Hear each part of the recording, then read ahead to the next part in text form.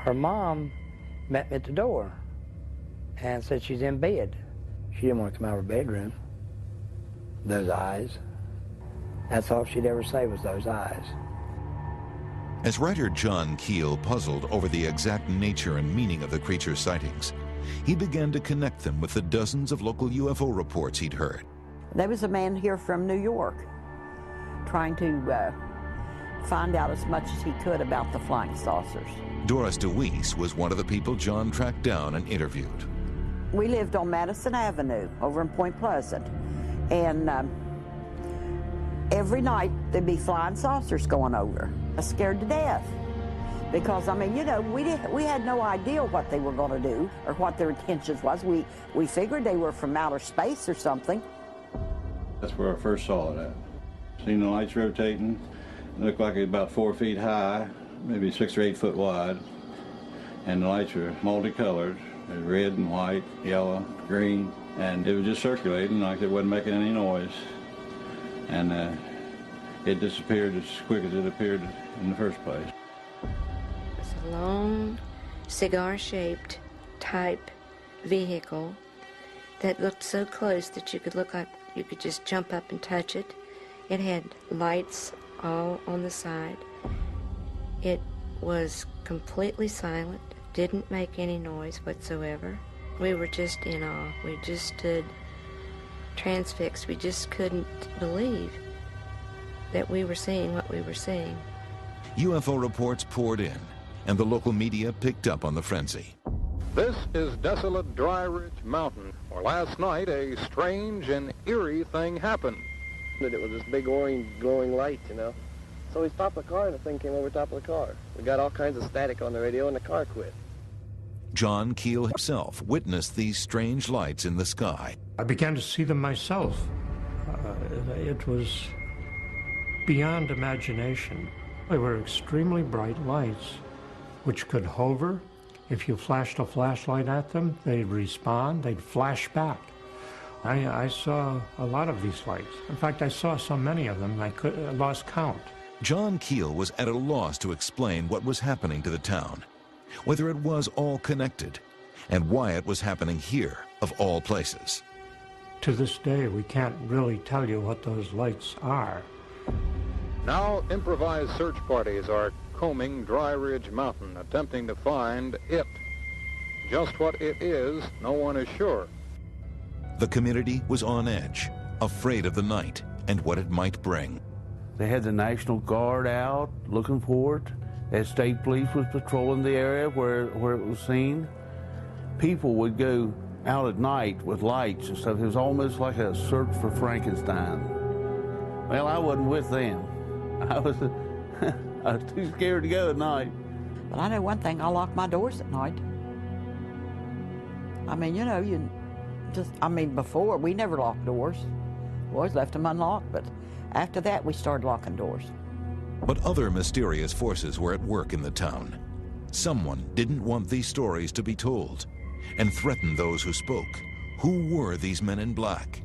And why did they want to cover up the truth? Around Point Pleasant, West Virginia, reports of creature sightings, UFOs, and strange phenomena continued for months. I went back several times, you know. I wasn't there just once. I'd get back to New York, be exhausted, and the phone would ring, and somebody that I had met down there would be calling me and telling me about something new that had happened. I realized after a while that this was folklore in the making. Alexander Leak. Who the hell are you? I'm John Klein. I called you last week. You know what that is? I'm sorry, but I'm already late. Look, I need to know what this is. Tell me. Where are they seeing it? Point Pleasant, West Virginia. Adding to the town's hysteria was the presence of mysterious visitors, strange men dressed in black, who didn't want the truth to be told. And he said, "We don't want to hear any more about this," and he left. So after he had said what he did, we didn't say any more about it. A local newspaper columnist named Mary Heyer was helping John Keel with his investigations. She died soon after these events, before she could discover what was really going on. Mary was the kind that would investigate anything that had a story to it. And this here was a story that she had to find the truth out about. And I believe she would have hunted and hunted and hunted for years until she found it. She's like Mr. Keel. He hunts for the truth, and she was too. Mary was quite frightened. She was frightened for her life. She said these men had visited her quite a bit, and she said these men in black had olive complexion, and she noted one thing that I always thought was very strange.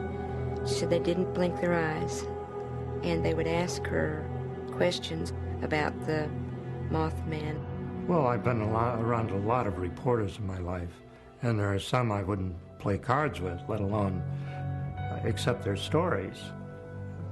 Mary was very trustworthy. She truly felt like they were a threat to her. And she felt like maybe it was because of the reporting that she was doing. And she wasn't sure whether they intended to make her stop but she was into this now and she wasn't going to give it up. It's just something it's eerie. I don't know why they was coming around at that time, but they'd been in different homes, different places, asking questions. But Keith Aker never expected anything to happen to him or his wife Connie. I'd come home, and she was scared. She wouldn't come out of the apartment. She wouldn't even answer the door, and I'm glad I had a key, because that's the only way I got in. Keith found Connie cowering in the bedroom, and he slowly coaxed her into talking to him. She went down that morning to get in the car, and some guy pulled up and asked her for directions. So she goes over, and he grabs her and tries to jerk her in the car. And she said he was dressed in black. I said, now this is too weird, but I know what took place. Because the blouse that she had was ripped, and she would not rip her clothes herself. Not long after, a threatening note was left on Connie's front porch. She more or less crawled into a shell. She didn't want to be by herself. She didn't want to go anywhere by herself. Why wouldn't someone want you to talk about the Mothman? That's a good question. I really don't know.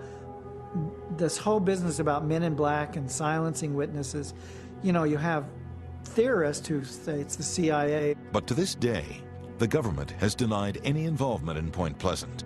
Well, I called the Air Force in Columbus, Ohio, and he just sort of poo-pooed it, turned it off. And it's always been a puzzle. Local residents began to ask why this would happen to Point Pleasant. And while some still dismissed the strange phenomena as the product of wild imaginations, sightings continued to be reported. Everett Wedge was one of the community's most upstanding and respected citizens. He was one of 5 pilots who were standing on a local airstrip when they saw what they described as an enormous dark-colored bird flying above them. And it was big enough that it could, I'd say it could pick me or you up and probably carry us away. That's how big it was. I've been around lots of my time, and I never ever saw a bird that big, but I did see it. And like I say, might not have quite 20 eyes now, but I did then. At 7:15 a.m. on November 25th, a shoe salesman named Tom Urey was driving just north of the TNT area. I noticed something out of the corner of my eye from the riverbank over here, and it came up over the trees, and when I first saw it, it looked like a helicopter coming up. And then when it came up over the trees, I could see it was a bird, a huge bird. Estimating the wingspan, I would say 10 to 12 feet, give or take on either end, up to 15. I'd never seen anything that large before in my life.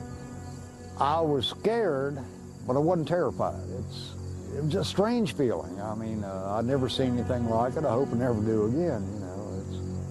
It was just unbelievable. And a few months later, the local Red Cross bloodmobile was chased by the creature. And this thing hovered over the bloodmobile. First they sensed it, and then they looked out the windows and looked up, and whatever it was a huge thing. And they thought that some like claw-like things were descending and going to grab the bloodmobile. And he drove out of there. Then there were a number of other cases that tied it in with blood. What cinched it for me was in talking to female witnesses, I would ask them about their menstrual period. And a lot of these women who claimed to have been chased in automobiles were having their menstrual period at the time. And that seemed to me to be a major clue of some sort. Reports of missing dogs and mutilated cattle only serve to heighten fears. Usually the animal has been drained of blood, but there's another clue to these animal mutilations is that very often the anus of the cow is removed, and we know that radioactivity settles in the anus, and whoever's doing it is checking the radioactivity influencing these animals. Obviously, something was happening here, something unexplainable and terrible. But no one at the time had the foresight to understand exactly how horrific it would eventually turn out to be. Dozens of innocent people would die before the truth was known. How many people have seen it? 20 maybe.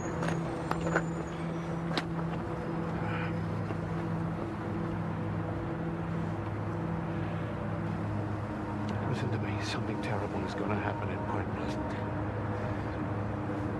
Don't go back. Stay away. The strange phenomena continued in Point Pleasant for over a year. By December 1967, over 100 sightings of the creature had been reported. And people weren't just seeing it.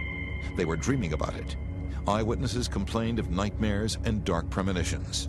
If you look at some of these winged wonders, these creatures, like Mothman, like the Cornwall Owlman, like the Thunderbirds, there's this interwoven kind of tradition that they're banshees, that they really are the prophets of doom in many ways.